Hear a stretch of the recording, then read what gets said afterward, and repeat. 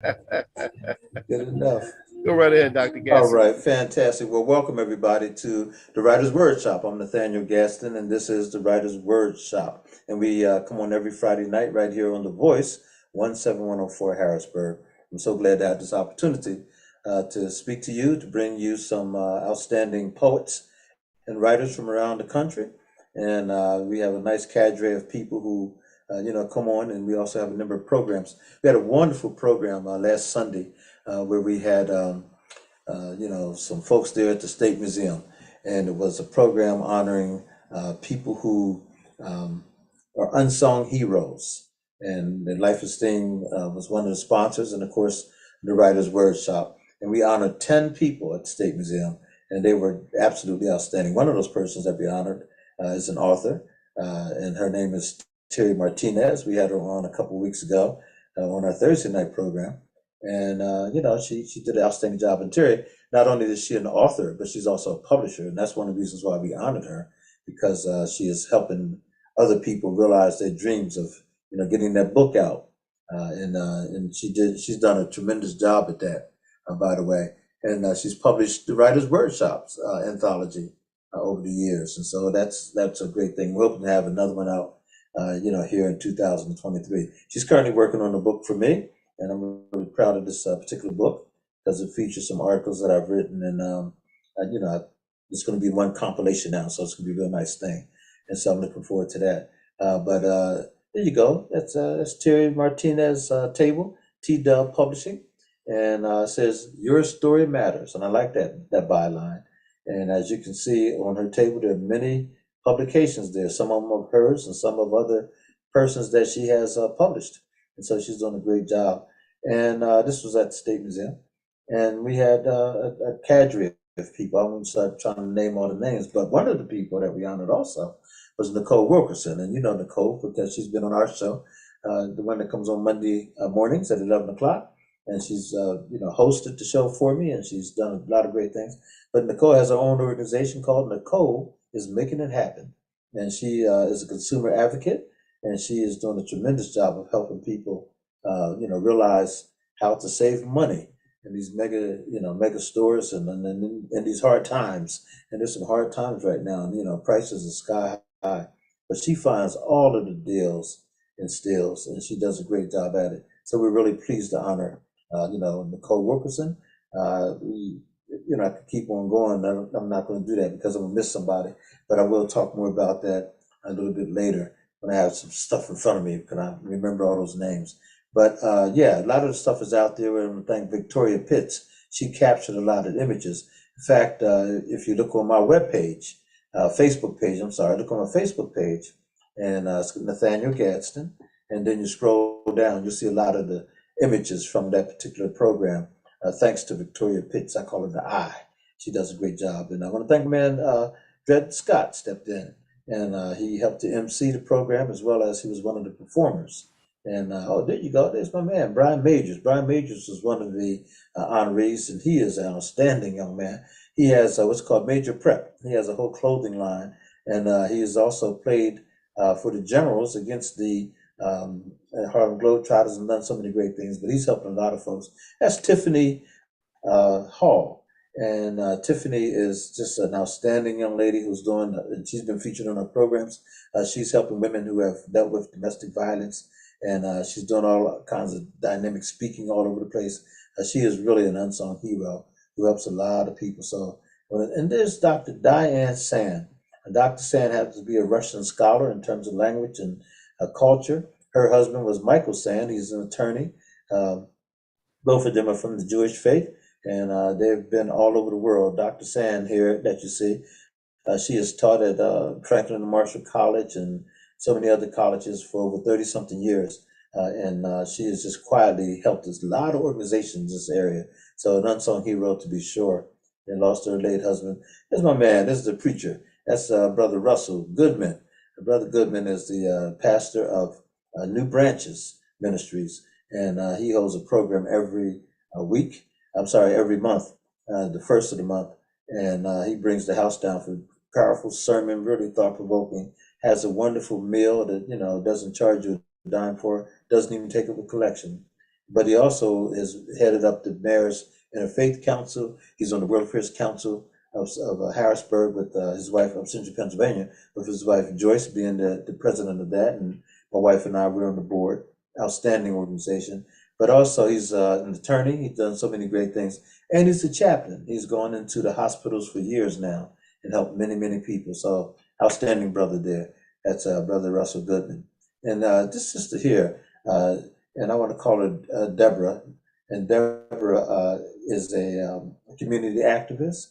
She has some spaces out at one of the malls that she is able to rent out at a very reasonable price to help organizations that want to put on events that they don't know, where to go, or they can't, afford some of these crazy places. She's making it affordable. And I'm trying to think of Deborah's last name. Her and her husband are just dynamic people.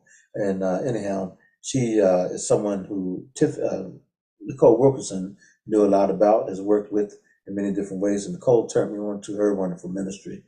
And so she is a wonderful minister in her own right, doing a lot of work helping people. And again, that's, Ryder. And there were other people as well. We had Kirsten Keys, the Reverend Kirsten Keys, who most of us know as Kirsten Nicole Harris. Kirsten is married to Reverend Tom Keys, and they have a powerful ministry, but they're doing a Solid Rock is the name of their ministry, and they do a lot of work. Kirsten also happens to be the Director of Communications for the Harrisburg City Schools, and she also was a radio broadcaster for years. Her father was the Reverend Olin Harris, who was a legend in this area, and I do mean a legend, who did a lot of great work and helped to establish a presence with African American ministry, with that voice that he had. He was one of the first African Americans to appear on TV on Channel 21, I believe. Might have been 27, but I think it was 21. And he appeared both as a weatherman, the first one in this area, and then he also did sales. But he was also noted as a pastor and a singer. And then she stepped in, Kirsten did, and took over, doing radio and all kinds of things, and just kind of followed in her father's footsteps. And she helps a lot of people, a lot of organizations, the Writers' Workshop being one, and, Life Esteem is another, and so many others, could name them all. But she's an unsung hero for sure. So we were able to honor her. I'm trying to think of who else. I know I'm missing somebody else. Ralph Rodriguez is a city council person, and everybody talks about this gentleman.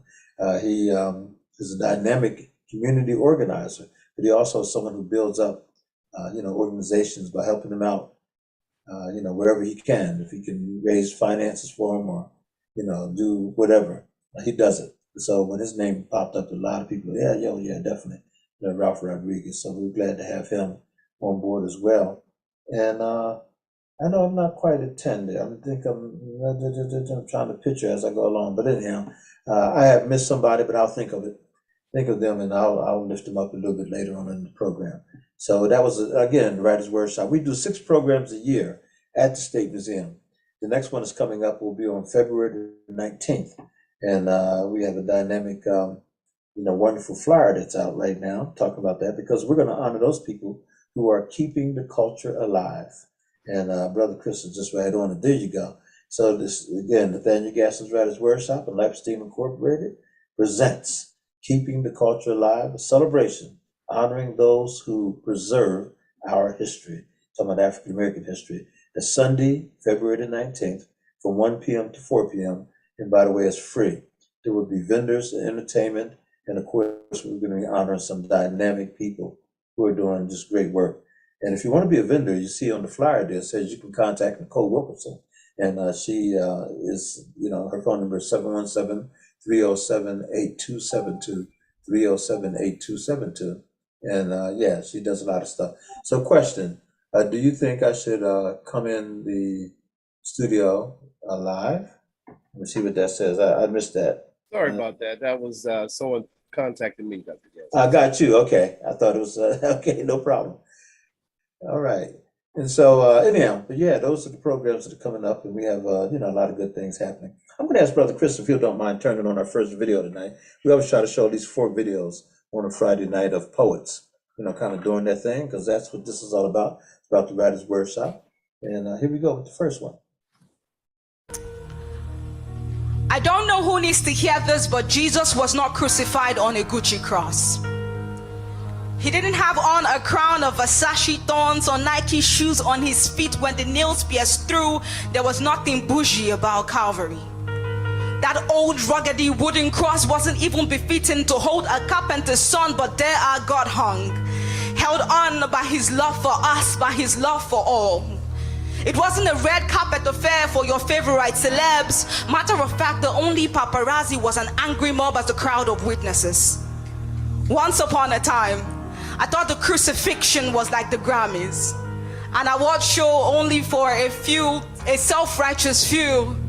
But the Bible didn't mention an ovation. Only wrongful accusation, hate speech, and boos from fools as the King of Glory came through.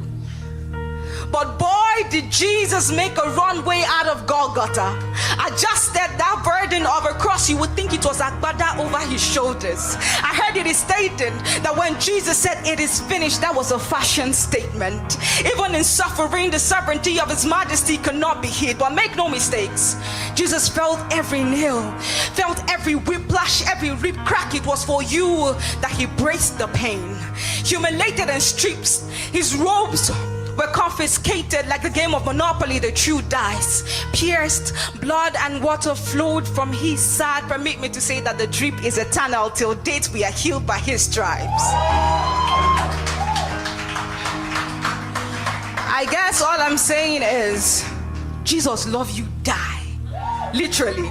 I mean, he braced the cross for you and I.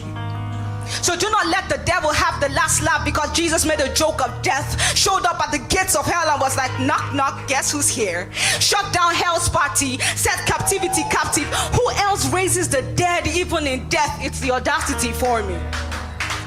But the story doesn't end there. He showed up on the third day like, I'm good and you are too. One with the Father, my blood makes you brand new. So what other proof do you need that God loves you? I do not know what your past is, but trust me, Jah is past it. Do not bottle in your shame. God calls you by his name. No capping. So when the serpent comes slithering, hissing, whispering, deceitful accusations, speaking in parcel tongues, this is clapback season. Declare boldly, my sins are forgiven. I do not know who needs to hear this, but Jesus was not crucified on a Gucci cross. It doesn't matter your age, gender, race, or net worth. Only that you have been made holy. Thank you.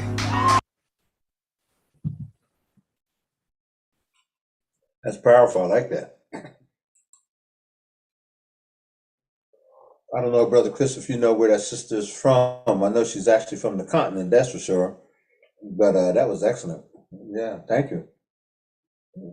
So one of the things that's been a highlight for the Writers Workshop has been just that Brother Chris will pull up videos, that are very, this is very well crafted. The poets usually are given a live performance, and it's just powerful, the way they come up with subject matter and then, put their own spin to it. Just fantastic. I do want to thank the World Affairs Council of Greater Harrisburg, Dr. Joyce Davis, and all the members who pour into that organization. Every year we have a I say they, but I'm part of the board as well. We have a organization, a program where we have both poets as well as storytellers, from high schools come together, and we give out prizes and all that kind of stuff for the first, second, and third place, and even honorable mention. This year we had an exceptional group of young people. I think there was only 8 entries or 9 entries, whatever, but all of them were very good. And Janice Baldwin, oh man, I don't have it in front of me, but the young lady who won, she was from Bishop McDevitt. Janice got an honorable mention. She was our person who, represented us for AXO. And then there were 2 other students that came in second and third. And then we had, before the students got up and were awarded, we had persons like, Maria Chow, one of the best poets in this area. Rick Kearns, who is the current poet laureate for the city, and just an outstanding writer and author. Also, Shanita Baltimore, who I literally just got off the phone with. She needed is just a fantastic writer and singer and performer. She was the only one to get a standing ovation all night, and she deserved that standing ovation. She was fantastic. And then also, Sister Titi. Oh, come on, I'm drawing a blank on her name, but she's from the continent. She's written a book, a Christian book, and she's been here on The Voice before. Christine Titi, I think it is, and she brought the house down. She's a great storyteller. So anyhow, it was just a wonderful program there at the Civic Club, and of course, the Civic Club currently has a president of color by the name of Katrina Baltimore, who happens to be Shanita Baltimore's mother. And it was a beautiful setting, wonderful program. The food was out of sight, and the poetry that was lifted up was fantastic.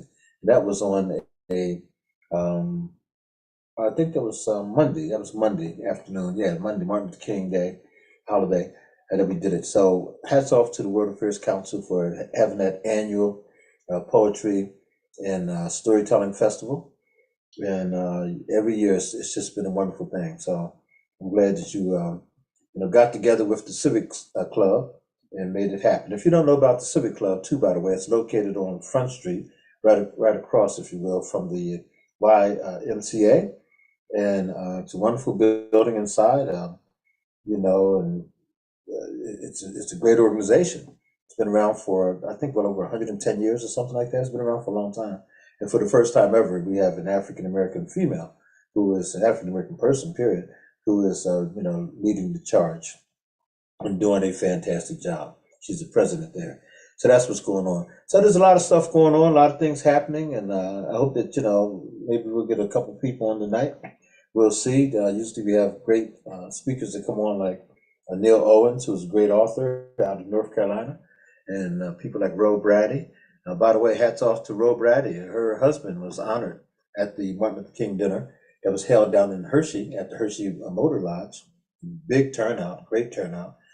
He was honored, Theo Brady, for his work in the area of disabilities and people with, living with intellectual and physical disabilities. And he himself lives with a physical disability. He's been in a wheelchair for years because of a football accident. But that didn't stop him. He's headed up many organizations. He actually lost a leg through amputation and all that. But guess what? Still going strong. He's headed up and been the director of a major organization in this area for years, and has been recognized around the state and around the country for his work. He currently serves, I think, on the national or the president's board, the White House board. There's only 8 people on that board, and he's serving on that board, talking about people with disabilities. So that's quite an honor. And Ro is a writer, and she's written many, great stories and everything, and she comes on quite a bit. So we're really pleased and glad to know that not only is Ro making history doing some of the work that she's doing, and she's currently directing a play, by the way, called Hair Story. And Hair Story will be premiering in February, I believe. It might be March. I think it's February. It might be March because March is Women's History Month, but we'll see. But anyhow, the play was written by Maria Chow, the great poet, and then it's being directed by Ro Brady. And so you don't want to miss that, and we'll tell you more about that as that unfolds. But the Writers Workshop hopes to be a sponsor for that because it's going to be all that. Anything that Maria Chow puts her hands on, it's going to be great, and Ro Brady as well. So that's a good thing. And so anyhow, that's coming up. They also honored, by the way, on that Monday evening, which was the 16th, Martin Luther King Day. They also honored Homer Floyd. Someone needs to write a book about Brother Homer Floyd. He is an international civil rights icon who lives right here in Harrisburg, who headed up the Human Relations Commission for over 42 years, I believe. And he's still going strong at the age of 86. He, admitted that his speech was a little bit off now because, of age and everything. But he's been revered and honored by so many different organizations and people, and very well reserved. A lot of people don't know that Homer Floyd also was an All-American football player and played at some of the highest levels in college, and could have went on to the pros and all that, but had other ideas, and because he was such sought after for his work and civil rights. So he was honored. Madison Stokes, a young lady from Harrisburg here, whose father happens to be Floyd Stokes, the great writer. Floyd is a children's author, and Floyd is really proud of Madison. He has an organization that is called the American Literacy Corporation, and literally Floyd's been able to have the 500 men reading in the various schools, area schools, and I've been a part of those, I think, at every time he had it. And then he just recently, on Martin Luther King Day, had a huge reading in many different sites, of books about King, or, about, people who are leaders. And a lot of folks step up and volunteer to do this. He's also doing a reading hour, 365, where he has, and Madison, by the way, is heading that up for him, where he has people come on, people like you and I, who would just come on and read a story, and then kids or family members can tune in to hear the story being read. And so it's been a big hit, So anyhow, Madison Stokes was honored for her work with her father in the literacy, but also she won a gold medal at the National NAACP AXO competition in Atlantic City. It was like, I think, maybe in June or July of 2022. And she won for medicine. And believe me, there's a lot of competition up there in that, that AXO competition on the national level. And people like Anthony Anderson, Jada Pinkett Smith, and others, competed in that when they were just, high school students. And then they went on. They used that as a platform to go on to do great things in their own careers. Madison is currently a student at Chatham University, and she's a freshman. And she, is just an outstanding person. So anyhow, she was one of the honorees. And then also, who else was it? It was Madison Stokes, Floyd, Homer Floyd. I mentioned, Theo Brady. And there was one other person, and I'm going to think of who that was, because all of them were just outstanding and deserving of the awards that they received. And I'm just missing one right now, but don't worry about it. It'll come across me. It'll hit me, okay, in a minute here. But anyhow, so those are the kind of things that we're really glad to see happen in our area.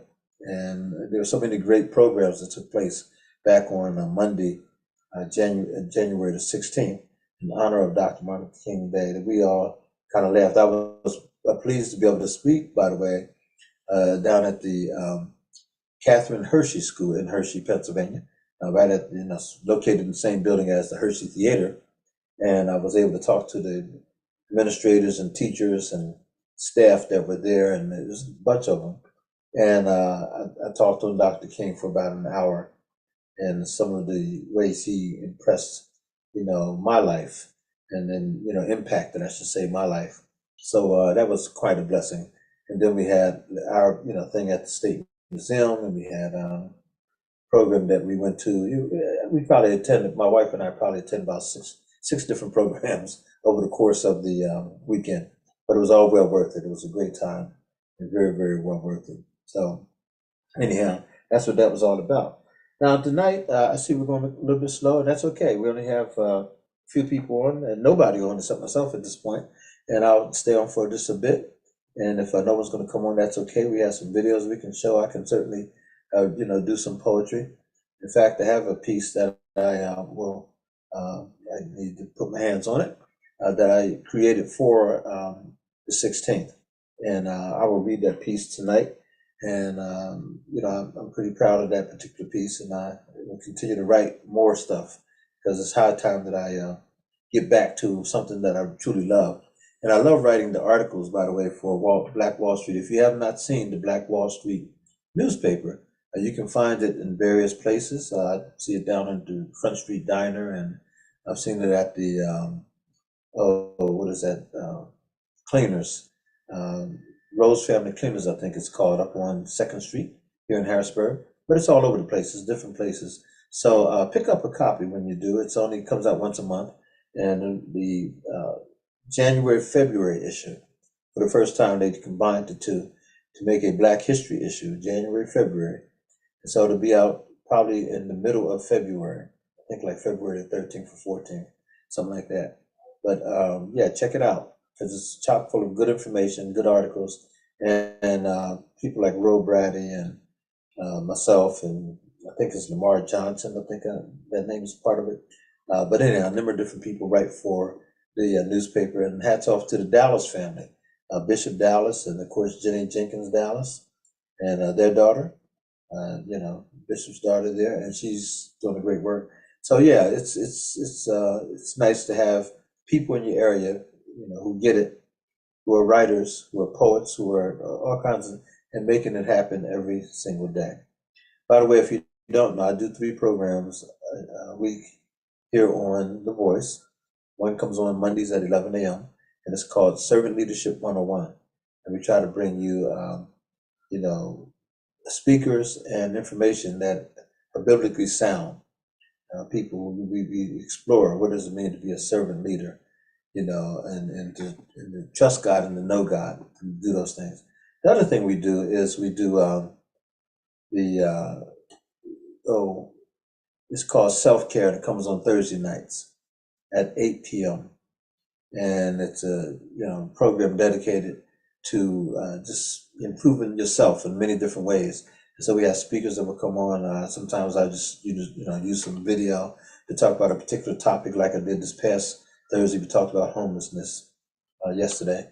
Talked about homelessness and what that does to communities, how communities are dealing with it, and what causes homelessness in the first place. And so it's an hour-long program from 8 to 9, 8 p.m. to 9 p.m. And I hope that you'll check it out. And we do put these up on, Facebook and other platforms now. And so we'll talk about that as well and how those programs can be very helpful. There's Black Wall Street newspaper, so check that out. And the Duke Harrisburg Couple Fights for Youth. That was on December the 11th, 2022. Article that I had in, and that power couple that you see right there, they are all about the community and about our youth, and they do a great job. So I was really glad. I love the cover of that particular magazine. And there you go, Luke couple helping fight, for youth, and they do. Yes, indeed. So thank you, brother Chris, for pulling that up. Yes, indeed. So that's how I use a lot of my writing. I'll put those articles down, and a lot of those articles will be featured in my upcoming book. Because that's what it's all about, just letting people know about these people. And I still call them all the unsung heroes, even if they're known or not known. They do a great job. Having said all that, I'm going to find that poem of mine and maybe lift that up, and also maybe lift up a few other things. This platform is always open, and we usually have people come on, and sometimes we will, and sometimes people get real busy, and I get that. I'm going to hang in here for a little bit tonight, and then if we think we're going to be a little bit slow, I might actually cut it off a little bit early tonight. I don't mind telling you, I'm a little bit tired. I've been running a lot, in fact, for a lot of different reasons, a lot of different programs.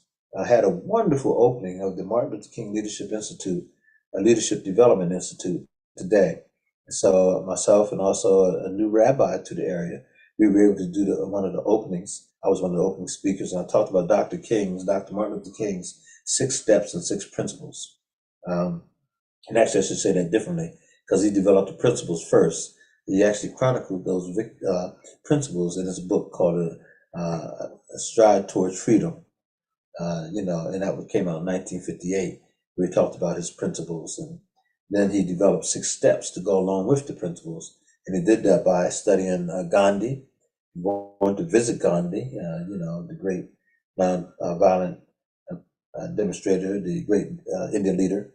And so he went to visit Gandhi to find out what were his tactics. How did you, confront evil with nonviolence? And then he came up with his six steps. And so steps were to complement the principles. And so that's what we talked about. But there were some, I think, 25 students in the class that are going to become Martin Luther King scholars. And so they will know the tactics and the principles of Dr. King, and then also they will learn how to apply those things. And what I love about the Institute is that people from all walks of life can come in and take advantage of it, and they do. So you have somebody there that may have a GED, but another person might have a PhD, and guess what? They're sitting in the same class studying the principles of Dr. King, learning how to be better leaders, because they're already leaders. The question is, can we better ourselves? And the answer is, yeah, we can. So, and this institute has been around now, and actually we're in our second phase. I keep talking about that because I went to the institute back in the early 90s, my wife and I, Pat and I, and it was really vibrant, and then it kind of went away.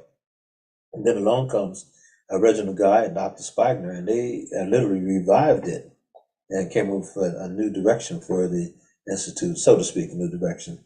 And now Joseph Robinson, who is the director of the institute and really the driving force behind it, has assembled a small board along with Lenny Lewis, myself. I can't call all the names; I'm gonna mess up. But Mike Sands was a part of that, and Reginald Guy, and of course Dr. Spigner.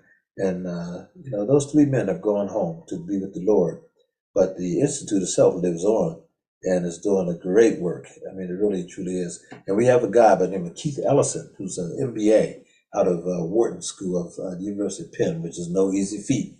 In other words, that brother knows his stuff. He also has a bachelor's degree in, I think it's chemical engineering or something like that. But anyhow, this brother is the leader. He's a trainer, and he does an excellent job. He has the right temperament, and he just knows how to do it. So he leads the classes, and then directs the students on their journey to self-improvement, their journey to developing their leadership skills and their leadership, vision. So he does a great job of that. Anyhow, so that's what we did this morning. I got on, I guess about 9 o'clock, and then I spoke around 10:15, 10:20 actually, and then following my presentation was a rabbi, and I don't have his name in front of me, but anyhow, he did a fantastic job. He was really good. I really appreciated his presentation, and so did the students. So that's the kind of stuff that we do. And we write, and we write in many different forms and fashions. We utilize our platforms to tell stories. That's another part of the Writers' Workshop. We have what's called the Griot Collective. The Griot Collective is literally about storytelling.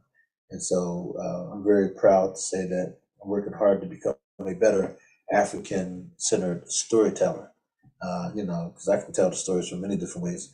Tomorrow morning, in fact, if you don't know and you'd like to be a part of it, we have what's called the Life Esteem Chaplains Training Program. And we are, standalone. We're Life Esteem Chaplains Training. But we had this wonderful contract and partnership with UPMC. I am a chaplain for UPMC, part-time. And I'm over at West Shore Hospital. And so through Life Esteem, we're able to offer training to be a chaplain assistant. So you will assist the chaplains who are in the hospital. And then also, you can volunteer for many different, we have 11 hospitals, I think 10 hospitals that we can utilize. And here in central Pennsylvania, here in Harrisburg area, I work with 3 of those. That would be West Shore, Harrisburg, and also Community General Osteopathic. So Community General, which is located out there by Union Deposit. So the point is, we have people who are trained to go into those hospitals and do a lot of the work that needs to be done, because I can't do it all. My colleagues certainly can't do it all. So we need people to come in and work with us to make sure that no patient leaves out of there without having had a spiritual visit from us, the chaplain. So that's always been a blessing as well. And so, there you have it. That's the kind of stuff we're doing. Brother Chris, if you don't mind, I know we saw one video. If we can see another video right now, I greatly appreciate it.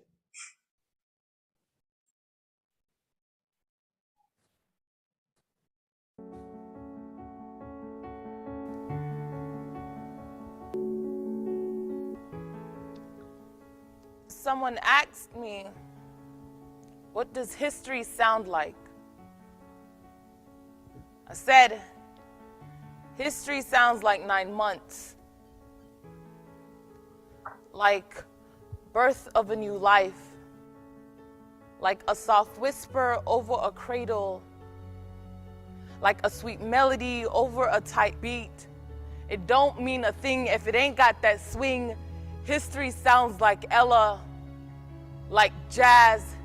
Even when we're beaten black and bruised, backs bent back, barely breathing, history still sounds like the blues, like Harlem, like Duke, like Marcus, W.E. Du Bois, Langston, Mamie Smith, like survival, like hums, bongos, like the clicking of a railroad track. It sounds like old Negro spirituals, celebration in safe houses. It sounds like Harriet, underground maps to a freedom land where freedom ain't so free. It sounds like 1913. And everything in between, the beats of women marching, the banging of a glass ceiling. We walk with shards on our knuckles and in between our fists, so keep your glass slipper. A woman not supposed to do no heavy lifting. We belong in the kitchen, in the House, in the Senate, in the Oval Office. History sounds a lot like Michelle, like Shirley, on Bossed and on Bought. Sometimes history sounds like a silent moving powerhouse. It sounds like the clipping of Jim Crow's wings. It sounds like Dr. Martin Luther King, like Booker T. Washington, like the unsung heroes we don't hear much about. She sounds like Baker, Clark, Bates, black women who are out of this world but stay hidden behind chalkboards. These figures are still undercalculated. History sounds like Mansa Musa, like Benjamin Papp, like the start of new homes, new things, like a fresh crunch, like George Crumb. Sometimes we forget that we are history days. We wake up and don't listen to the history within us days, where little black boys and girls don't listen to the magic pumping through their veins. Here Kalichi, here Christine, here Azid. The 30 under 30 history sounds a lot like you, the beautiful, black, and gifted you.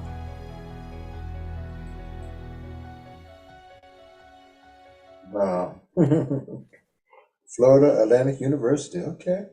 What I loved about that piece is it was well crafted. Had a lot of history in it and a lot of names that we may or may not be familiar with. And she went all over the place. Really good. And then she was speaking in an empty auditorium. Very dramatic effect. And I like the way they shifted the camera focus around, to make the point. It's amazing what people can do and do, with their spoken word, with their poetry. And they make it relevant to what we are feeling and thinking and knowing to be true. And so thank you, whoever that sister was. Thank you for those words. Thank you for the passion in which you gave it. And just thank you. I want to remind you, if you did not hear, that on Sunday, February the 19th, here in Harrisburg, Pennsylvania, at the State Museum of Pennsylvania, located at 300 North Street, we will have a wonderful Black History program. Thanks be to God that if we are able to cross that finish line and honor 10 people who are keepers of the culture. They are constantly doing it. They're reminding us just how beautiful we are, intelligent we are. Remind us of our struggles and how we've overcome those struggles. And they remind us of how powerful and gifted we are because God made us that way. And so we're going to have a program on Sunday, February the 19th, from 1 to 4 at the State Museum of Pennsylvania. And we're going to honor 10 people who literally carry the torch of Black history and make it happen in many different ways. And that doesn't mean they're just historians. That means that they are simply people who are carrying the torch in many different ways, keeping the culture alive. Celebration, honoring those who preserve our history. It's powerful stuff. Yeah, powerful stuff. So, that's going to take place. And again, mostly everything we do is free in terms of the public programs and stuff. So we always look for funding and different ways to make that happen. Hats off to the State Museum of Pennsylvania, who's been a great partner to us and for us for a number of years. And what we do with them is that we have 6 programs a year. We make these programs free to the public, and we try to bring in people, want people to utilize, which they do, the State Museum. And they open up the auditorium for us, the foyer right outside the auditorium. And there's so many different ways that they, accommodate us. And then we have programs that we hope are worthy of the community. We just need more people to come out. And it's been a lot of fun. We've had a great success with the programming and the programs themselves. People step up and they make things happen. However, we do still need to see more people, take advantage of it and come out and support it and let us know that it's appreciated. This past Sunday, we had a great audience, great in terms of their enthusiasm and their support. And most of us walked away saying, well, we should have more people here. And that's true. But we did have a really good audience, and it was good for many different reasons. So we know not to give up, because if you give up, then you'll never have the audience that you want, and the programs will stop. So we're not going to give up. No, we're not going to do that. But we do want you to become a partner with us and help us to both like what you see when you see the flyer on Facebook, whatever, and then pass it on. And even after you see the program itself, which will be lifted up and on these platforms like Facebook, then pass it on. Let people know what you know, and let them see what you see, and then hopefully they'll come out and be a part of it. Okay, that's the way this is done. So anyhow, there's a lot going on, like I said, in the city. There's a lot to be thankful for. People are busy. A lot of our writers are somewhere probably right now writing something, directing something, doing whatever. It's all good. So if we don't get people out tonight, that's okay. Just know that we come on every Friday night. We usually go from 7 until 9. I don't think we're going to cross that finish line tonight, which is okay too. Maybe this is just God telling me, you know what, you need to take a little rest. And I sure feel it. I do. But I do want to continue to lift up my writings. I do want to share that poem with you that I did craft for this past Monday when we had the celebration of Dr. King. So I'm going to ask Brother Chris. Brother Chris, in fact, will you do me a favor? I don't know if you have time to pull up one of my videos that you did for me. Brother Chris Thomas has partnered with me, and we're going to, they're kind of, just there now, but we're going to kind of keep working on these bad boys because they're so well done. He's created about 7 or 8 videos out of my poetry. And, we're going to, by the way, we have a station coming up, a channel coming up here on The Voice TV. And you'll see these videos. We'll have a place where, they'll be available for you to view and all that kind of stuff. But I'm going to ask him to bring up one, maybe the last one, the one that, let me see, instead of the last one that's more like maybe the third one that you did for me, something like that. You did one on sisters. You did one on, there's so many. I can't even think of all of them at this point.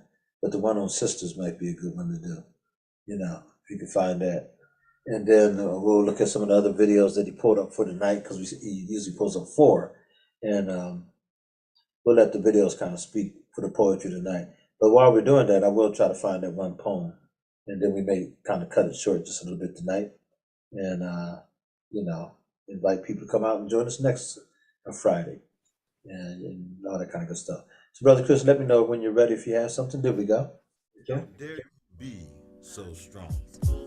Woman, black woman, sister, mother of the sun, keeper of the flame, producer of spirits, spirits of the drum sound, feet marching drum spirit sounds, freedom sounds, freedom sounds.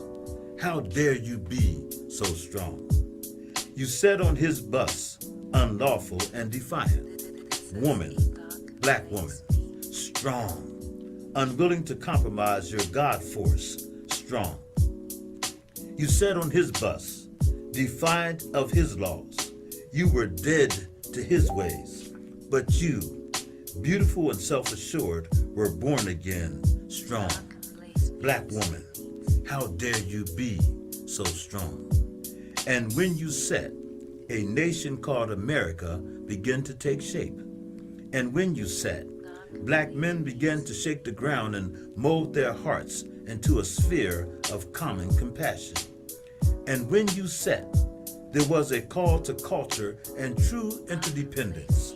Black woman, how dare you be so strong?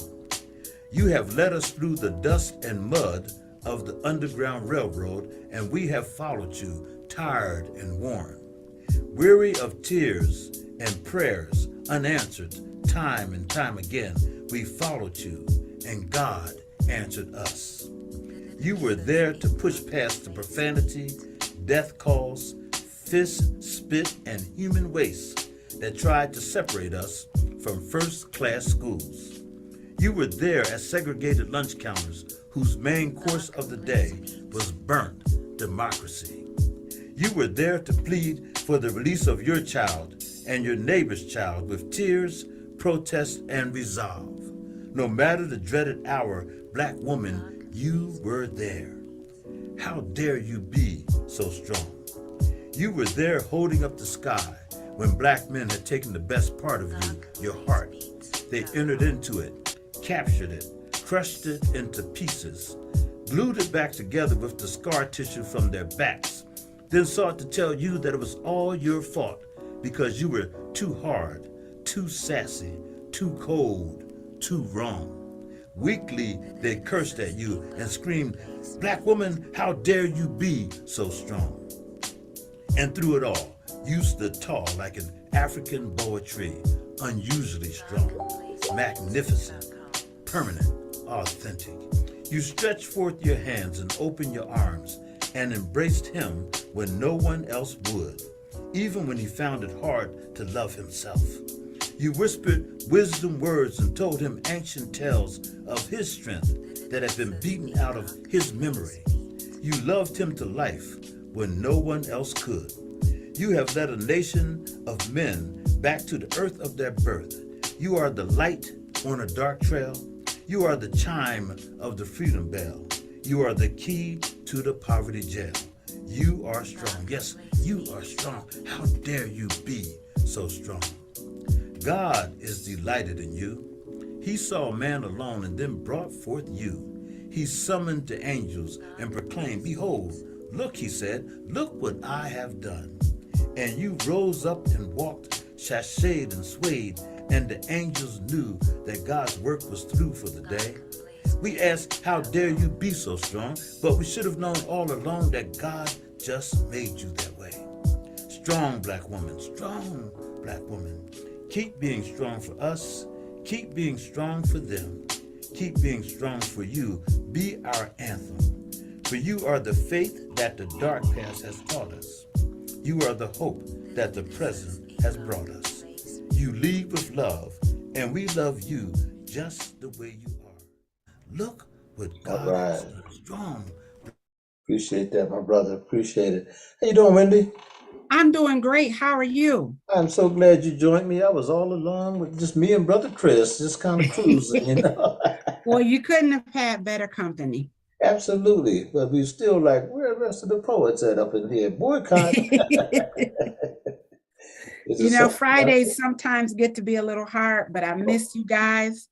I miss being here with you guys. So I had a chance to jump on and say, let me go see what's going on Friday night. Thank you. So you were there on Monday evening when we had the Civic Club, the poetry piece there and everything. And what were your impressions? Very nice, very nice. You know, of course, I love to hear poetry. I love to hear it from, you know, just different genres, it was just different age groups. The age groups ranged. You know, just the topics, it was really, really nice. Of course, I always love to hear our young people express themselves in poetry. And so it was really nice. And then even the singing, Shanita just blew me away. I didn't know. I didn't know she could sing. I mean, I know she's talented and all of those things, but then just to get up and do it like just effortlessly. It was beautiful. She actually sings with the Stevenson's twins at times. A lot of people don't know that, but she's been featured. But Shanita is such a good singer that she went to Princeton University. They have a major contest at Princeton. It's a big thing. And no one apparently had ever won it 2 times in a row. She won it 4 times in a row. She won it all 4 years Wow. that she was there. So, she's so talented, like you said. If she just concentrated on singing, which at one point I think she kind of thought about doing it, Right. and then if she concentrated on writing, but she has Yes. so many different things that she can do. So yeah, that song Yeah. came from her heart, and it just brought the house down. You know. Yes. Yes, it did. She was excellent. It was just really, really nice. There were artists, and the vendors, of course, we were down on the downstairs. Mhm. But just the young artists, just really an opportunity to network and to see, to see people and things like that. So Yeah. it was really nice. And Sunday, at the State Museum was beautiful as Oh, well, yeah, beautiful yeah. as well. Just hearing the stories of Mhm. the unsung heroes. And I think a lot of times you don't know, you don't know who your neighbors are.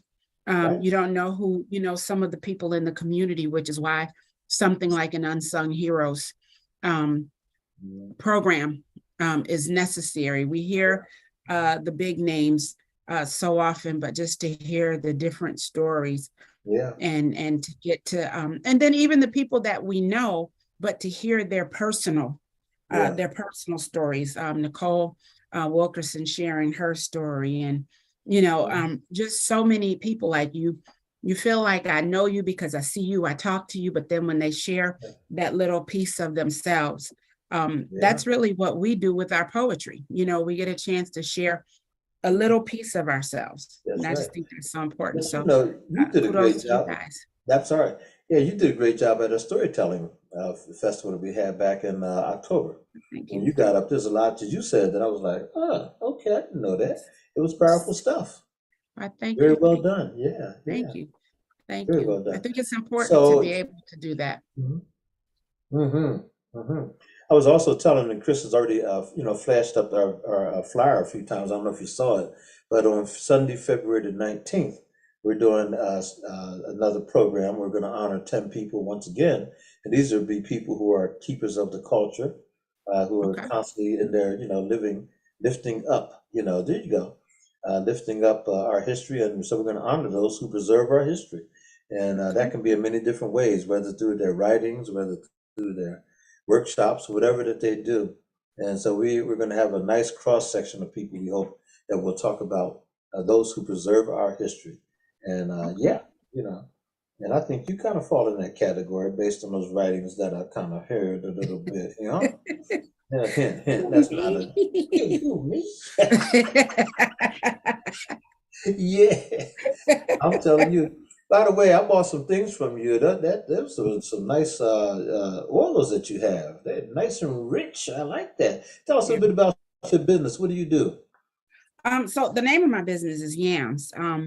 And Yams is an acronym for yet another mustard seed. And I've had yams since I was in college at Tuskegee.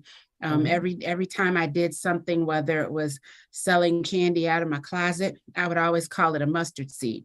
All I'd right. find something else, I'd call it a mustard seed. And so then people would see me, I'd say, yep, yet another mustard seed, yet another Mhm. mustard seed. So my hustle was always my mustard seed. So that's where yams came from. But Mhm. I sell oils, body oils, Mhm. that you can, well, not only for your body, but they're uncut so you can burn them.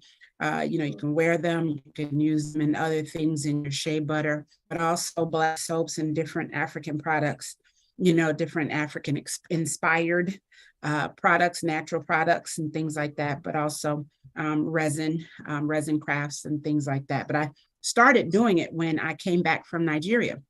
Mhm. While I was in Nigeria, I ran out of Dove soap and Eucerin. For anybody that has eczema, that they Mhm. back then they told you to use this Eucerin that was so thick when you tried to rub it in, you'd have to rub really hard because that's what they said we needed to Yeah. use. And I ran out of it. And a lady gave me some black soap and some shea butter. But you know Okay. how we are. I didn't want to use it because it didn't come in a wrapper and it Mhm. didn't come off of a shelf in the store, but it got so bad, I was Mhm. willing to try anything.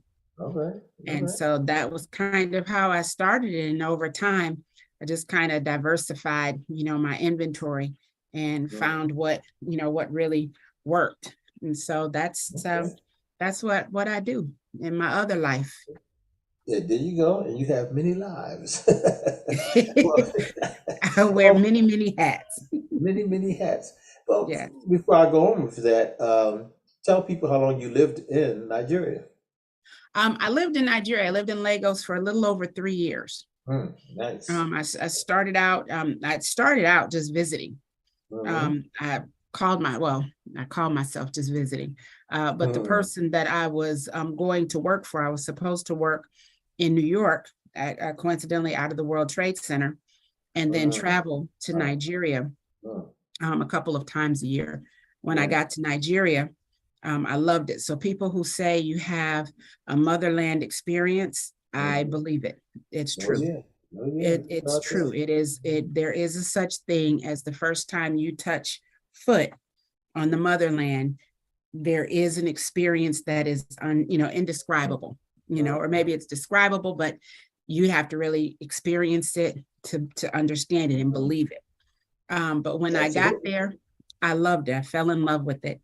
And Mhm. I convinced him that I needed to work in Nigeria and travel to New York a couple Wow. of times a year instead. Mm. And so that's what I did. And I had an opportunity um, to travel all over and to see things. And I just had a chance to kind of see and live there, not as a tourist, but actually as a Nigerian. And as time Yeah. went on, Mm. I learned how to do some things on my own so that it didn't draw attention to me being an American in Yeah. Nigeria. But you wrote also some powerful stuff, and I'm not gonna, listen, I could listen to that one poem that you have every day. And I know you're gonna get tired of it, but anyhow, but you're such No, a vivid, anytime someone likes it. oh man, I love it. And you're such a vivid storyteller and everything. So that one piece really stands out. But you wrote other pieces as well about your experience, there in Yes. Nigeria, things that you saw. Um, Talk about your style of writing a little bit. Oh, let me also mention the fact that you do have a program on every Monday morning and Monday evening, Yes. along with Yes. your son Taff, right? Yes. Yes. So I Okay. think he fired me on last week, Monday. He fired you? I think that he put a post up. My cousin was the co-host because I was at the program at the Harrisburg Civic Club. I saw And that. Mhm. Taft put up a post and said, "I've been requesting a new co-host, and my I, requests have been yeah. answered." I thought that, yeah, I knew it was a joke, but I saw that. And your cousin's an author, right? Yes, yes, Okay. Yeah, yes. fantastic. I Well, have to, Minister Chris Thomas and I have to have a talk about that after this. yeah, yeah, yeah. That's kind of funny. But I know you guys, so I knew it was all tongue in cheek. But as they Yes, say, yeah. But yes. good stuff, yeah. Also, you wear another hat. You work in the community, and you've actually come on one of my shows to talk about the work that you do. Who do you work for, on the daily? I work for Keystone Human Services. Mhm. I'm an area supervisor, and we support individuals with intellectual disabilities. That's fantastic. Good stuff. So you do wear many hats. That's the I key. do. Yeah. I do.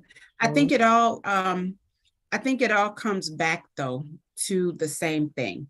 Mhm. I really do. I think it's making a difference, That's right. making a difference in other people's lives. I think that Mhm. I try, at least with my writing, to make a Mhm. difference, in everything I do. I think ultimately, a lot of times we don't know exactly what our calling is. I may not know exactly that one thing that I should do, but I know that overall, the thing that brings me most joy is making a difference, making a difference in Yeah, someone's life, whether absolutely. it's encouragement, whether it's changing things, advocating, or whatever it is. It's just that making a difference. But I see people like you, and I do run into people who have the kind of energy you have, the kind of giftedness you have, whatever. And it's like, wow. But then you see other people out there, you need to slow down. You're doing too much. I'm like, really? who lives like that? So you're such a breath of fresh air for me. I mean, it's like I like to be doing stuff, involved in different things, and be productive at it, hopefully. And also, like you said, making a difference, helping people, that kind of thing. But boy, so many people are just so lax. And I'm like, wow. I'm trying to catch up with you. That's all. Every time I see you do something new, I'm like, man, I got to go again. I mean, that's what we have to do. I'm just trying to keep up with you. It is not easy. So if you just I'm not saying stop, just slow down a little bit. Let me catch up a little bit. Let me just say this. Of course, that's an impossible task. However, no. This is not the hare and the tortoise. Just give me a break. Let me tell you something. I'm so tired sometimes because I don't sleep well. And I think to myself, that's the root of my inactivity when it comes to my writing and some of the stuff I used to produce like that, Not saying it was good, but I will produce it. But anyhow, so that's one of the things I'm working on, because as you get older, your body begins to talk a little different talk. I'm like, hey, now, wait a minute. I know you want to be over there, but I don't know if I want to go. It's like, things I used to do, I don't do no more. That's right. I don't do that anymore. But I'm so glad you came on tonight, because I was getting ready to shut down shop, quite frankly. As I said, I'm a little tired, and I was making all my excuses, and I told Chris to put up the videos, and I thought, well, this may be a perfect time. No one's coming on. This is a sign from God. And then God showed up. There you go. I appreciate Amen. you. Yeah. So I have a girlfriend who always says that we can't get tired. She always says, you can't get tired. You can be exhausted. And she says this all the time. She says, because when you're tired, God will give you rest. But she's talking a different kind of rest, but she always says, we don't get tired. We can be exhausted, because you can get rejuvenated, from that. And I think about that all the time, because sometimes not only do we get exhausted physically, but you can get exhausted emotionally. Absolutely. You can get exhausted in so many different ways. And I just think it's so important that we take some time, which I don't do well. And like you said, I don't sleep well. Because I think sometimes I really think sleeping is a little bit overrated. I know that's wrong. And I know that's not what you should tell people. But if I have a choice to do this or sleep, I'm going to do this, and I just feel like I'll sleep later until my body says, no, you'll sleep now, and then I can't handle it. But I think that's just a part of our personality and our makeup. I really do that too. You just feel like I've got to keep going. And I've known this. I've known that I have an overactive mind. My mind never stops. In my sleep, I think in my sleep, I'm doing things.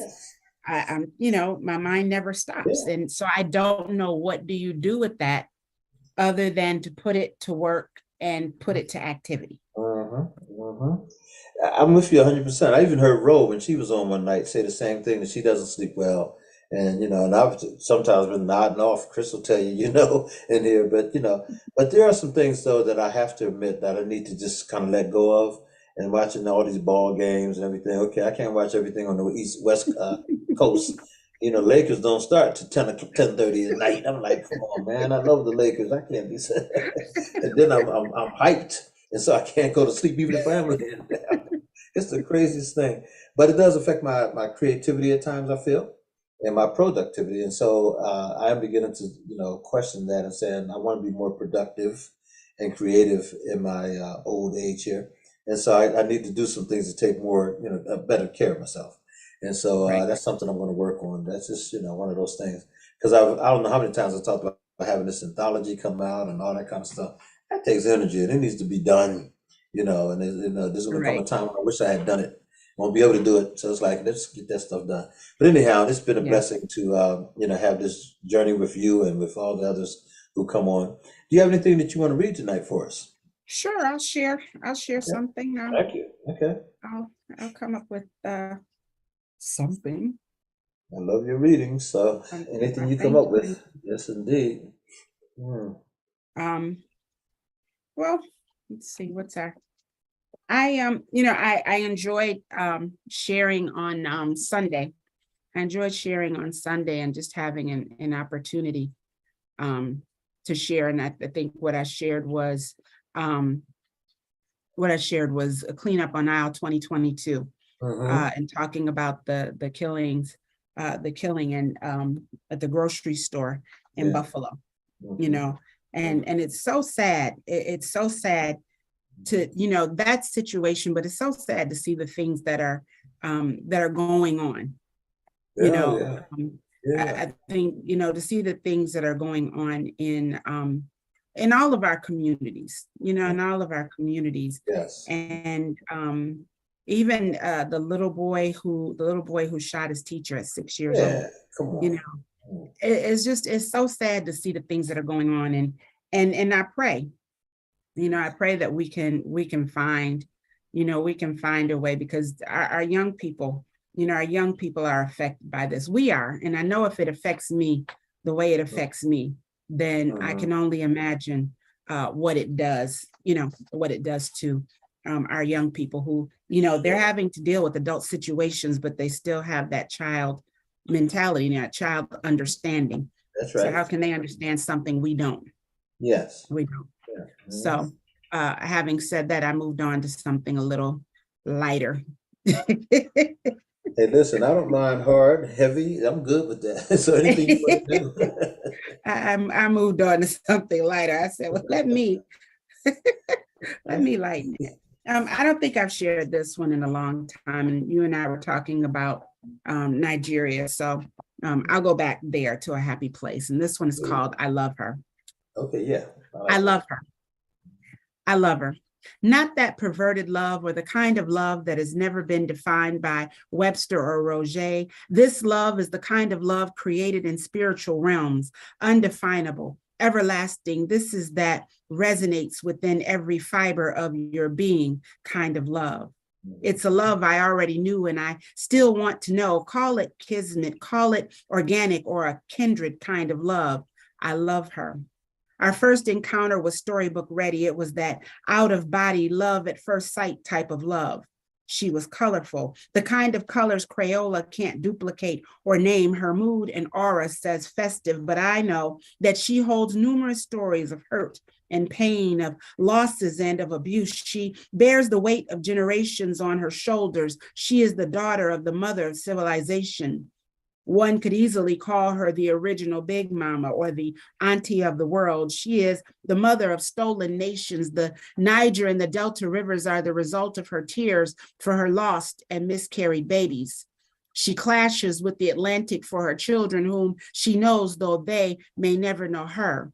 This is that deep love, that bottom of the ocean love.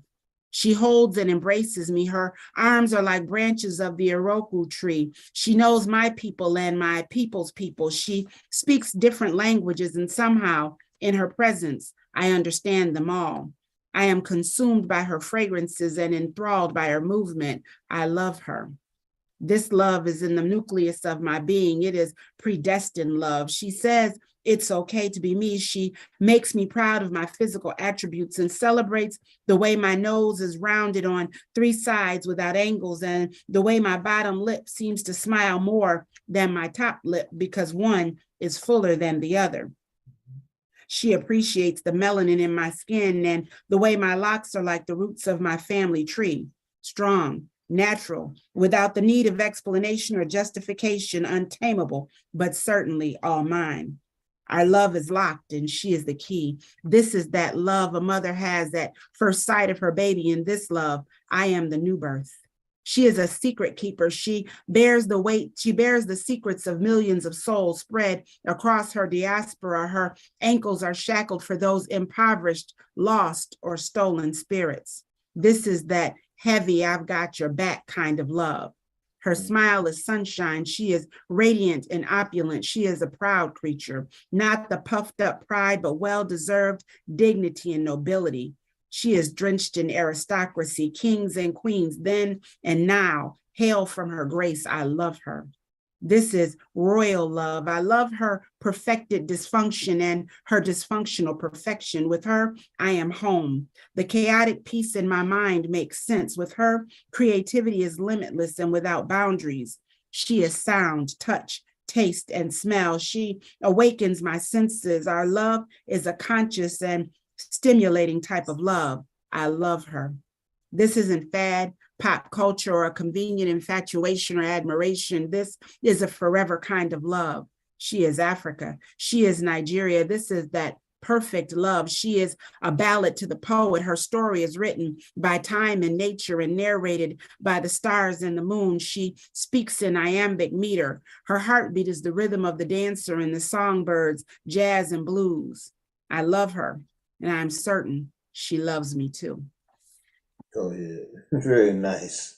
Thank you. I've always liked that piece when you read it before. Yeah. Lizelle, how you doing? I'm good. Hey, Lizelle. Hi. Good night. You look radiant. Look like you just came back from someplace. Where you at work? No, I was home. I came in from work. Just had to hurry up quick and Y'all looking, both of y'all looking radiant.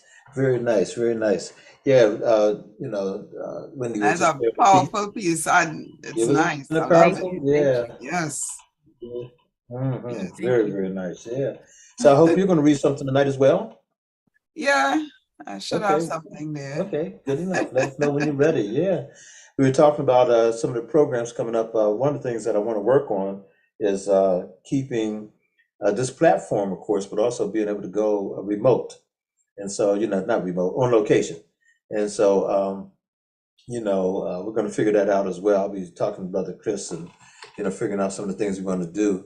And Brother Chris has a wonderful new offering too, looking at, having a channel. So we're going to have our own channels and that kind of thing, which will be in addition to what we currently do. It's going to be fantastic.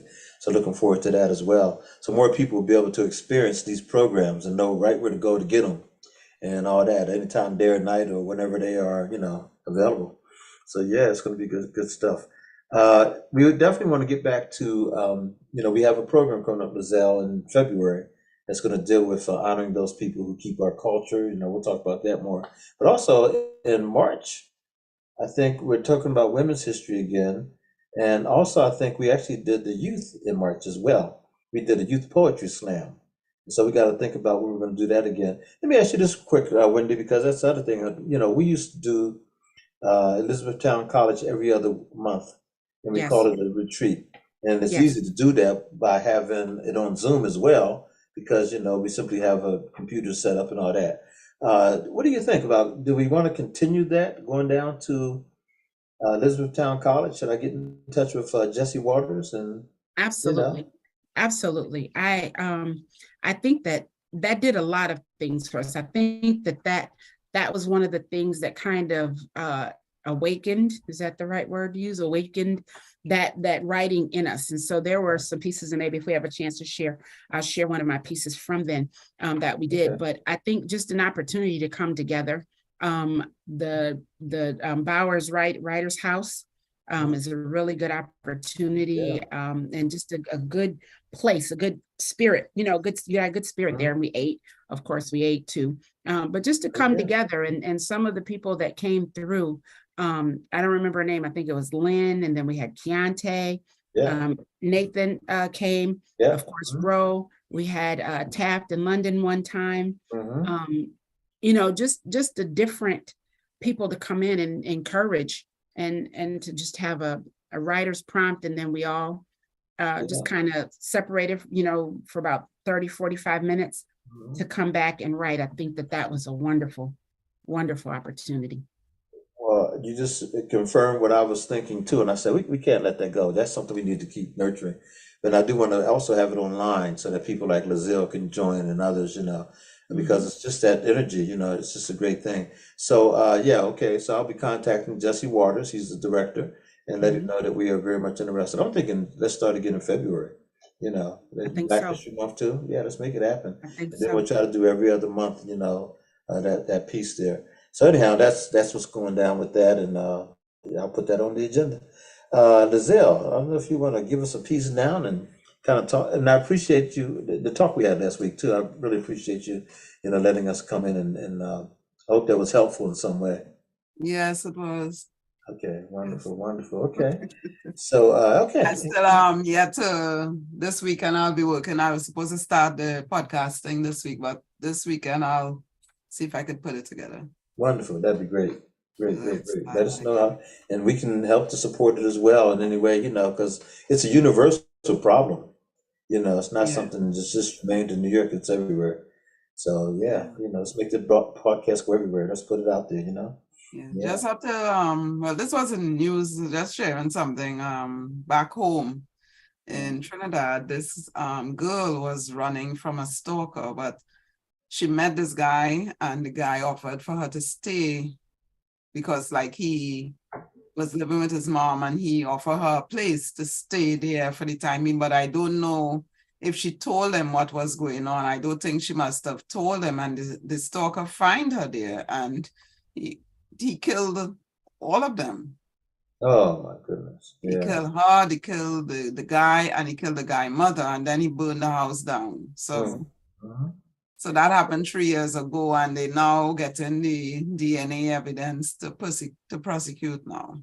Yeah. So Okay. long it take for that. I know that's something. No? But and we know about incidents like that right here in the United States all the time. All the time. It's Yeah. happening, But Yeah. okay. Well, if you have a piece that you want to read. I wonder if I should read this piece. I wrote this piece, but it really was supposed to be around Christmas time. It doesn't But matter. it's like a kind of humor. Yeah, it's up to you. We're wide open. It's called Well, Yes, It's Christmas. Okay. Well, yes, it's Christmas Eve, but I have so much to do. I have the bread to bake. I have the cake to make. I have to put it in the oven and make that brew. But wait, the gas finished? Oh, Lord, what to do? Marvin, I need a tank of gas. Oh, Lord, the truck passed this morning. I wonder if any shop open. But look at the time. It done 10 o'clock. Oh, geez, and I still have the curtain to put up. Let me see. I think I will use the same curtain that I have sealed away and resting nice and safe because I know I planned for this day. Let me go and check these curtains and see if them still good. But wait, is a hole I seeing? Oh my gosh, it's ants. Oh my God, look, ants bite. Oh my God, you mean ants bite my curtain? Look at the big hole they leave. Oh, geez and rice, I have no curtain to put up. Like I will have to leave my glass bare. Oh, you know what? I have some needle and thread. I will sew up that big hole and I will put him up. I'm still gonna put him up. Oh God, everything going wrong. But wait, I talking about ham, but I'm forgetting ham in the grocery. Oh, cheese and rice and the grocery going on close. How I go get this ham? Like we eating biscuit for this Christmas. Anyway, Marvin, I forget the ham. That's it. Yeah, that's like a play. Yes. That's pretty good. Oh man. Do you find that you go deeper sometimes into your accent? Are you able to lighten it at times? Yeah, like if I'm talking to, like how I'm talking now, yeah, but mostly like when I'm talking to my fellow people, yes, you know, you're getting. Absolutely. Yeah. It was just supposed to read since Christmas, and I had it there, and I say, you know what, let me, because so many things, and you know, some people back home in the Caribbean, people like to wait last minute on Christmas Eve night. That is when they're doing everything, they're baking cake, they're baking bread, they're baking ham, they're doing, putting up curtain, they're painting the floor, they're doing everything. And they tumble the house, so the chairs have to be sandpapered. And they sandpaper the chair, and then they put the nice coat of varnish and all this different thing on the chairs. So you have everything covered on. So Christmas Eve is when you're setting up and you're fixing up the place. But sometime Christmas morning, find you still putting up curtain or doing some baking, you know? So people just love the last minute thing. So I just thought about it and I say, you know what? It's all kind of thing could happen. All kind of thing could happen. You know, when you get a chance, Giselle, go back and rewatch this and watch the what is it called? The you know, the words that it puts at the bottom. And it's picking up your accent. And I think that that's a whole nother poem that's happening at the bottom if you go back and read what they're catching. Wow. That's pretty deep. Okay. I think that was beautiful because I caught it, and I was, you know, even things like you said that you need gas, and then you said that the truck or the car passed, and I was like, when she said that the car passed, is she saying that it died, or is there did it go past and didn't stop and bring gas to the house? The truck. There's normally a truck that goes around the village. And they have gas tanks, so you have to make sure and be there to get the gas, or else you ain't getting gas again until whenever they pass. So you have to be there with your empty tank. It's a cylinder, like a big cylinder. Yeah, that's how they sell the gas. And you cook with it, or what do you do with the gas? Yeah, use it as gas stove. We have. Okay. Well, back home in Trinidad, they use gas stove. Okay. So they have the tall ones, some big tall ones, and then they have the short ones. Okay. Yeah. Fantastic. Now, you know, you write poetry and everything. And so was poetry big in Trinidad before you came, you know, here to the States? It is, but to me, like it's not so big as how it is here. Okay. It is, you know, it is big, yeah, to some extent. Yeah. Right. Okay. Huh. Yeah, I would love to travel there one day and just kind of see. I've you know, seen Facebook and all that, and you know, and saw a documentary about the carnival, you know, season and all that. But yeah, Right now they're getting ready for it, and I know everybody to like the pan. This weekend is the school. They introduced the steel pan into the schools. Okay, yeah. So today, this weekend is competition for the schools. Yeah, the final competition. Yeah. So do you have any way of connecting us to anybody where we could do a Zoom together, or they could join us like tonight? And by the way, what's the time difference? Right now it's what, about 8:30 here. So yeah, 9:30. So just 1 hour difference, that's all? Yeah. Oh, okay. But it's switched because of how we go back. We normally carry the same time as Trinidad, America. But around Christmas time, it's switched. How we go back, yeah. Okay. So I think when the time goes back normal, we'll be normal with them. Gotcha. Do you have any connections there where we may be able to do a poetry night where we feature poets from Trinidad and, you know? I can find out. I could ask Jonathan. I told him already to come on, but he ended up launching another book, and I think he was busy with that. So what I'll do, I'll reach out to him. Yeah. And see, yeah. That'd be great. I'd love to be able to have you know, and maybe something that's ongoing, you know? Yeah. So that'd be great. Wonderful. All right. Well, Wendy, I'm going to lean back on you to see if you have another piece you'd like to share with us. It's like 8:30, and let's have Wendy share another piece. And what I'll do is, Mazil, I hope you'll share another piece. I'm going to ask Brother Chris after Wendy reads the field, put up another video for us, and then we'll do you know, Sister Dazil. Sure. This one is called "This Little Light of Mine." This is one of my, not that old, I mean, but one of my older pieces, and it's one that's from my book. Yeah, I like it. It's good. It's called This Little Light of Mine. Mhm. This little light of mine, I'm gonna let it shine. This little light of mine, I'm gonna let it shine. This little light of mine. I'm gonna hide it under a basket of refuge for all I hold dear.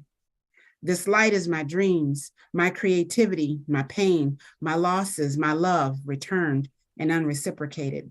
My anger spent and caged. It's my hopes, my fears, my faith, my hopeless faith and my fearful hopes. This light is my anxieties, my fear of rejection and of being misunderstood. The basket is a smile that says all is well, or a convincing cover of confidence when I'm not too sure of myself. The basket is where I go when my trust has been breached. It's the barrier that protects me from heartaches and disappointments and coincidentally hinders me from true love and doubt-free relationships. My basket is the always durable, carefree and witty, nonchalant, outspoken and speaking out, ride or die outer shell that you see. It's the sometimes shy and often quite sensitive frontage that peeks out without my permission. My basket is simplistically complex and confusingly cumbersome.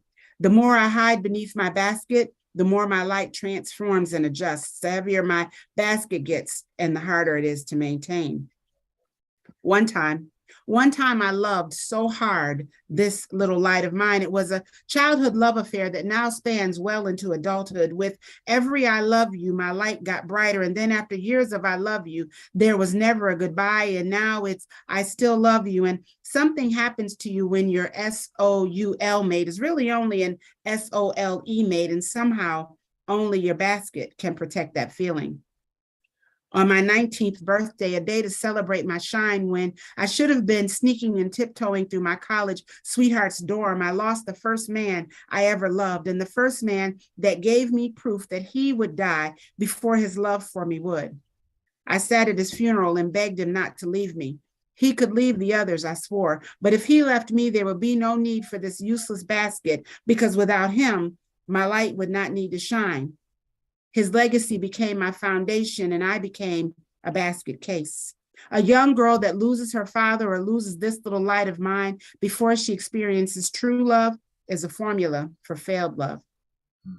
There were times when my light became intensely bright, this little light of mine. Times I let it shine, moments and flashes of success, friendships that last a lifetime, and memories that somehow still bring laughter and smiles. And since one can never be too careful, I just keep everything under my basket. And somehow the good times and happy moments commune with the darker ones like a proverbial melting pot. One Christmas Eve, I sat with my grandmother, this light of mine. We laughed and talked for hours. Write a book, she told me. Put it all on paper. Marry this kind of man, she said. 1 minute you're like Einstein, the next minute you're a Jerry Lewis poster child, she would say. That Christmas Eve, she said, don't be a Jerry Lewis poster child. Everything in life comes with a warning sign, she said. Before there's fire, there's always smoke, and there's always clouds before there's rain. Don't ignore the warning signs, she forewarned. I don't know why she told me this, but there was nowhere else I wanted to be on Christmas Eve at 26 years old than hanging with my best girlfriend. She was my inspiration and my light source. She brought meaning and added wisdom to my basket and a purpose to my light. We shared everything. She knew the complete inventory of my basket, the noble, contrite, dreadful, and the indifferent. There were no secrets except the one she kept and tried to prepare me for that Christmas Eve. By Christmas morning, my grandmother and the light that illuminated my world were gone. I wanted to die with her, but she left too much for me to do, too much to share, too much to write. And though it was a dim and shadowy time of my life, she continues to feed my light, and selfishly, I hide that because I thought sharing her would be a betrayal to my basket and her light would eventually run out. But you just can't hide Hazel Franks. I was Jerry Lewis poster childish enough to think that there wasn't enough of her light to go around. So she became a part of my basket and I hide behind her, even as I share my light today. I traveled the world and saw things that most don't see in a lifetime. I held audience, rubbed shoulders, and dined with the wealthiest I've ever seen. I worked for a man that, for a hobby, purchased a strip of the Atlantic coastline, including the villages. I volunteered at an orphanage in an African village and fed fresh mangoes to a healthy baby girl named Who Knows, a shortened version of Who Knows What Tomorrow Brings. Yes, this little light of mine. She had been left to die in the darkness of a sewer, yet her survival and perseverance will always be a radiant and resplendent point in my life. I sublet space in my basket when I cried for a man that had been lying dead for 2 days on a busy Nigerian road. As cars passed him by and people on foot covered their faces and crossed the street, this little light of mine dimmed and I mourned for a stranger. I prayed for his soul and still pray till this day that his dying will not be in vain. I visit him in my basket at my lowest points. If nothing else, I still have this little light of mine. With each new experience, whether my light grew brighter or dim, my resolve strengthened and my wick of life grew stronger. Perhaps the opaqueness of my basket somehow thinned, and somehow that which was concealed on the inside conceivably mirrored a corrupt, unforgiving, lonely, bitter, beautifully diverse, full of surprises and extremely perplexing world on the outside. I put my reluctance to trust aside and allowed vulnerability to peek into my basket. It felt safe, and my basket would not mislead me. And if by chance it did, the kill switch on my light was foolproof, or at least tested by fools. I fell in love and married, for better or for worse, till death do us part, and that's how it happened. Better, worse, and death all at once. At the apex of my life, I was in love, and in the next minute, I found myself putting 2 babies in one grave. I held and kissed my twins one by one, and I don't know if the light extinguished or exploded or if the basket was nailed shut with me in it, but there's no darkness like a mother burying her babies, and there's no basket that can camouflage or mask that kind of pain. So I cursed the light and the basket. Damn both of them. But darkness doesn't last always. It was after my darkest moment that my brightest and most brilliant moment came. He was healthy, and for 32 weeks, he tossed and turned within me. And with every pain and discomfort, I cleared out space in my heart for the lifetime of memories we would have. In the fall of 2004, the gleam in my eye was permanently etched. My basket had a new buoyancy, this little light of mine. Through the years, I continue to love and to live. At times, it feels like I've lost more than I've gained. It's hard to keep count in this basket. So now I stand before you, basket toppled upright and this little light of mine exposed. There are scorch marks as evidence of my losses and failures and patches of spackling where I've tried to keep my secrets in. There's a simple truth that can't be hidden. I can't hold both the basket and preserve this little light of mine at the same time. It's either I shine in freedom or I live in darkness behind this facade. Either I embrace the newness of what life brings or live in yesterday and gauge my decisions only by what I've kept in my basket. It's stifling under this basket, and I have a story to tell. That same basket that I thought was protecting my reticence and hesitancy is now suffocating my light, this little light of mine. No more holding back my light. It can no longer be subdued by a basket. I have to let it shine, this beautiful light of mine. So now my basket is ablaze, incinerated, giving new meaning to self-combustion. Your light can only get so bright without eventually setting the basket on fire. And I think I'll let it burn. And just in case you're wondering, as my basket burns, just know the haze you see, it's forgiveness. It's the result of slow smoldering blame and guilt. My moments of happiness, joy, and love produce an aroma of inner peace. And the basket that once veiled that little light of mine now serves as a furnace, burning those things I can no longer hold, releasing billows of growth and change, providing fragrances of the wisdom life will bestow upon me, and the memories I'll cherish for a lifetime, aromatherapy for the woman I'm becoming each day. This little light of mine, I'm going to let it shine. That basket that once sheltered my light, let it burn. This little light of mine, I'm going to let it shine. Let it shine, let it shine, let it shine. Oh, You're on mute. beautiful, beautiful. Thank you. Thank you. Tremendous. Nate, you're on mute. Oh, I'm sorry. I was just saying, that's powerful. I was just saying, the good Awesome. news is that I just found out that Joe Biden was reelected. Yeah, so that's good. Wendy gets it. Wendy got it. I Yeah. got it. Thank you very much. Thank you very much. That was a difficult election. Yeah. It took a couple years, but he got there, you know. Hey, by the way, that is a powerful piece, though. I don't know how you do it, man. That's Thank deep. you. Yeah. And I do want to say hello to Brother Dan Snowden. Brother Dan has joined us for the last part of the program. Hey, everybody. Hey, Dan, how are you? Thanks about yourself. Great, thank you. Good. Well, listen, I know we're going to run out of time. Thanks again, Wendy, for sharing that. So, Dan, I know you want to read a piece. So here's what we're doing. We're going to show the last video for the evening. Then we're going to have Lazille do a piece, and then we'll have you do a piece if you want to do one. Sure, that works. That works for me. Okay. So we're going to ask Brother Chris if he doesn't mind putting up the last video for the night, and then we'll do that order. Lazille and Dan.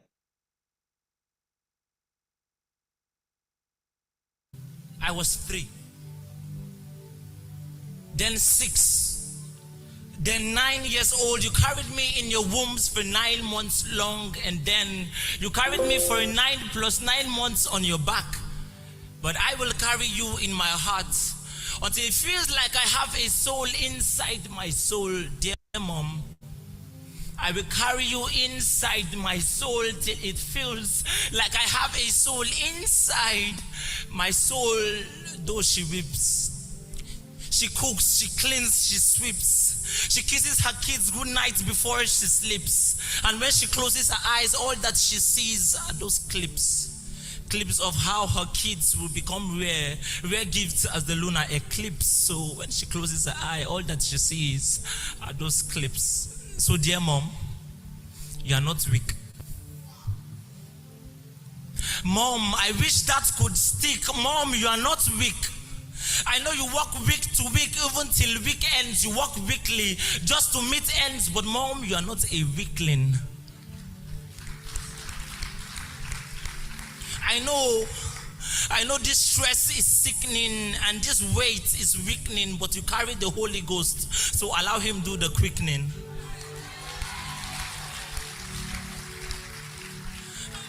I know this yoke of yielding isn't easy, and this burden placed in your body isn't light. But Mom, allow me share my plight, because I heard you cry last night. I heard you murmur. I heard you mumble words that were meant to crumble us. The power of life and death has been placed on your tongue, but you still chose to speak life into us. Because you know you are a mother, not a murderer. Mom, I see that Dad raised his hands at you, but you still didn't raise your voice. Mom, this isn't right. I want you to fight. Fight, Mom, fight. Upper house, fight against the things that will make you and Dad fight. This isn't right. Or say something. Like the spirit of the prophet is subject to the prophet. Mom, I know he got you flowers today. But what use is the tray of flowers in your hands when the bouquet of flowers in your heart is slowly being decayed, slowly withering, slowly being betrayed, not from lack of water, because I'm sure your tears water them every day. I know he got you flowers today. Mom, I want you to speak up. But still, like Jesus, you buried your voice in this tomb called silence for 3 days, and on the 3rd day, you still chose not to raise your voice. I thought you didn't have a choice till I see you enter kitchen. You still make soup, so you go fit swallow in pride, Mom. And Dad no even like swallow, so how you want to take swallow in pride? Mom, I see your good deeds. I see that you've learned to hide your feelings farther away from even the father of your 2 kids. Mom, I see that you feel pressed. I see that you feel choked. I see that you feel suppressed. I see that you feel tired. I see that you feel stressed. I see the fake smiles and I see the real scars. I see the free spirit beneath your tight dress, Mom. I dare to say that you are not a deer, you are a tigress, a lioness. Sorry, I have to digress, but a lion only gives birth to a lion, and there are no weaklings in Judah. Mom, you are not weak. And I wish that could stick. Mom, you are not weak. I know you work week to week, even till weekends. You work weekly just to meet ends, but Mom, you're not a weakling.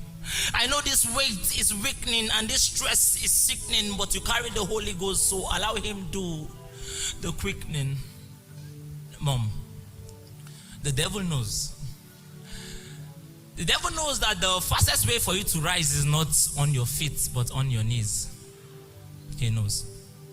He knows that nothing stands in the way of a praying wife. You can ask Hannah.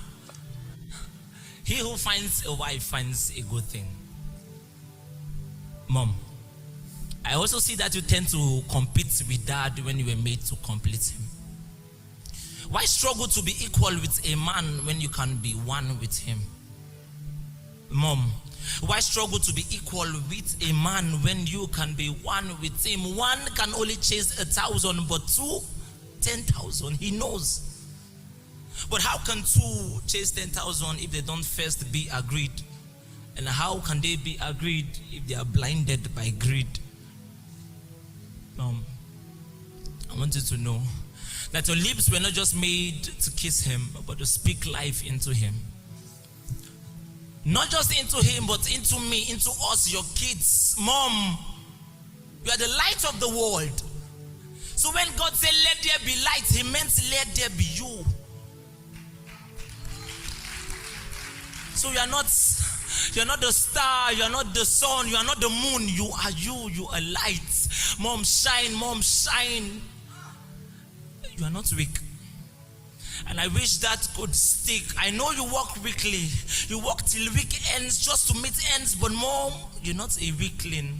I know this weight is weakening and this stress is sickening, but you carry the Holy Ghost, so allow him do the quickening. Mom, you're not weak.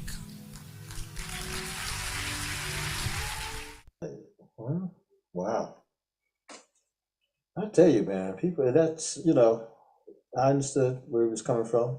And he was really honoring his mom and the women of his world. Yes. And I like the refrain, you're not weak, And the Yeah. women do carry so much weight. And let's just be honest about it, from the home, to the children, to the husband, to the community. I mean, wow, powerful, good stuff. I wonder where that brother was from, by the way. I don't know. Did anyone notice anything that indicated where he was from? I wanted to look to see if we could see his name. That would tell us. That would tell us a lot. Yeah, powerful though. But anyhow, good stuff, Chris. Thanks for finding that, man. Appreciate it. Lizelle, we're going to turn right to you. I don't want to run out of time, and then we're going to get to Dan. All right. I wrote this one. I was supposed to say this one last week, but it's with Martin Luther King, so I might as well say it now. Oh, absolutely. You're in the King season. It's called The King. January the 16th is a day to remember the King. Yes, we do remember Jesus Christ, who is the King, who walked this earth and healed and restored and saved his people from damnation. He spread his word in parables and performed many miracles. But on this day, Martin Luther King, who is a messenger from God, broke barriers and brought unity to lost souls that all believed they were slaves. He bridged the gap of race. It's like finding an equal place. His words, sermons, and parables sounded like another Bible. He strived to bring peace, but the haters could only hate. His words were stern and pronounced. They gathered for more because they believed they trusted a man, a Black man with a vision, a man of truth. His words brought hope to people that didn't have hope for themselves. It brought life to some that they can live again. just like God's word bringing hope and life and belief. Mr. King walked and journeyed far and wide, just like Jesus walked his journey far and wide, bringing messages of restoration. But just like Jesus, the unbelievers overpowered the truth. Some truths were set free and still alive today. I have a dream will be our dreams. Dreams that will grow and stretch our minds to represent ourselves, to represent the ancestors that has gone before. I have a dream to walk, run, chasing after the vision that was rooted out from the dust, that made man, that made us. I have a dream that the cries from the wilderness of life will be heard, that the warmth of holding and embracing with full souls of aching hearts. I have a dream that this word, I have a dream, is still being said in his soul, in his spirit, as he marches on victorious, hand in hand with the mighty King, as they embrace and the angels sing. All right. As they embrace and the angels sing. Beautiful. Yeah. Yeah, that's a good tribute to Dr. King. Thank you. Thank you for sharing that. Dan, I want to get to you so that we make sure we get you Hey, in sure. for a poem tonight. All right. Well, the poem I'm going to do here is one that I sing. This is a poem that I actually sing. Okay, and it's called Love Has Its Eyes on Me. I've only performed it a handful of times, but for those of you who may not have heard it, here it is. Love has its eyes on me, yet I find this really hard to believe. Love has its eyes on me, an idea that I simply can't perceive. This subject never treated me all well. Intimacy doesn't ring a bell. I think that love's just leading me down a path of uncertainty. Love has its eyes on me, though I think it's only wasting its time. Love has its eyes on me as I go further to tell in this rhyme. Significant other, there is none such. Better half, not all that much. Why love would take time to reel me in, unless to take me where I've never been. Love has its eyes on me, pursuing me at all times that it may. Love has its eyes on me, thus I do what I can to get away. But love still managed to track me down, locating me on uncharted ground, using images both inside and out, always keeping my escape in doubt. Love has just ensnared me. I've avoided it all that I can. Love has just ensnared me. She thinks I am a dear of a man.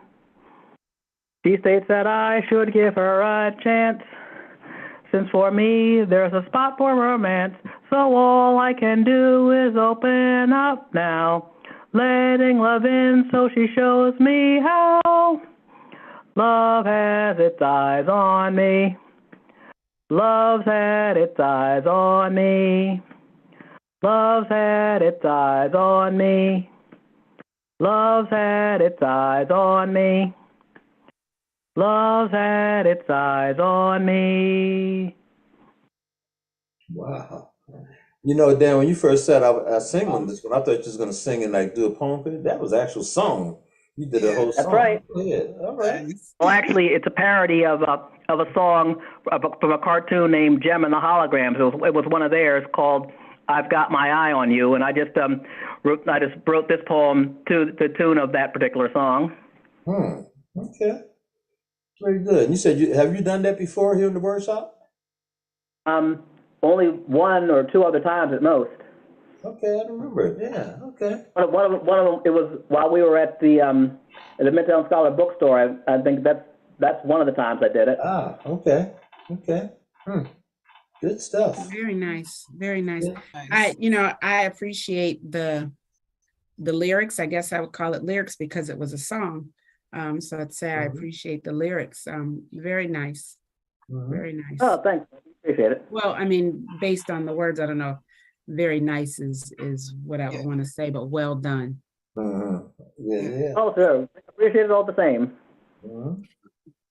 You know, on February the 3rd, that's the next first Friday, and we said we're going to start doing first Fridays with the youth, and I'm going to see whether or not they're going to stick to that because we had a good time. Wendy came over, and we had a good time there on 3rd and Woodbine Street at Daphne McCoy's place there, and Angela Bates and Lillian Bates, they had some students stick around from the True program.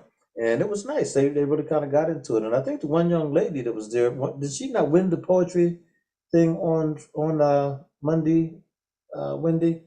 Was that the young lady? No, I don't think that was her. I think that was someone else. Was that her? I don't know. I know she Oh, came wait, out it to was. me. She left just as I was coming in. Yes, it was.